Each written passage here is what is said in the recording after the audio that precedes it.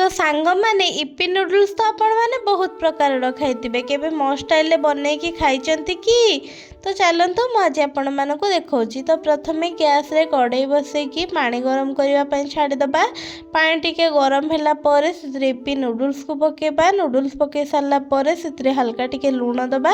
तापरे ताको सिझेबा पई छाड़ीदबा। से भितरे 3टा अंडा रे लूण गुलेकी ताको भलो भाबरे रखीदबा। या भितरे हमर नूडल्स भी सिझी जाइछि। तो नूडल्स सिझी गला परे ताको भलो भाबरे छाणीकी गोटे जगह को रखीदबा। नूडल रखी सारला परे एठरे कड़ाई रे तेल गरम करदबा। तेल गरम हो गला परे जो अंडा को गोलेकी रखिथिले ताको पकेदबा। अंडा गोले सारिकी ताको भुजिया बनेबा। बेसी गुंड गुंड करके भुजिया बनेबेनी जहाँद्वारा कि खाइबा पई भलो लागिबनी। टिके बड़ बड़ खंड करके भुजिया बनेकी ताको काढ़िकी रखीदबा। तापरे कड़ाई रे तेल गरम करके कटा पियाज पकेबा। पियाज पके सारला परे ताको टिके भाजीबा।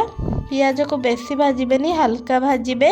पियाज हल्का टिके भाजी होला परे आउ जहाँ परिबा थिला ताको पकेबा जेमिति कि बंधाकोबी गाजर टमाटो परिबा पके सारला परे स्टार्टिंग रु लूण दबानी जहाँद्वारा कि पानी बाहरी जिवो। तो लूण न देकी सेमिति ताको भाजीबा। तापरे टिके भाजी होला परे सेतिरे लूण आ हळदी पके देबा। लूण आ हळदी पके सारला परे ताको आउ टिके भलो भाबरे भाजीबा। परिबा को बेसी सिझेइबेनी टिके क्रंची रखिबे जहाँद्वारा कि खाइबा पई भलो लागिबो। तापरे सेतिरे सिझेइके रखिथिबा नूडल्स आउ अंडा भुजिया को पके देबा। तापरे पके सारला परे ताको भलो भाबरे मिसेई देबा।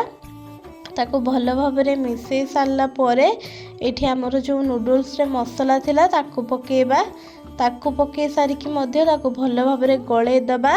तापरे रेडी हो गला हमर टेस्टी टेस्टी इप्पी नूडल्स।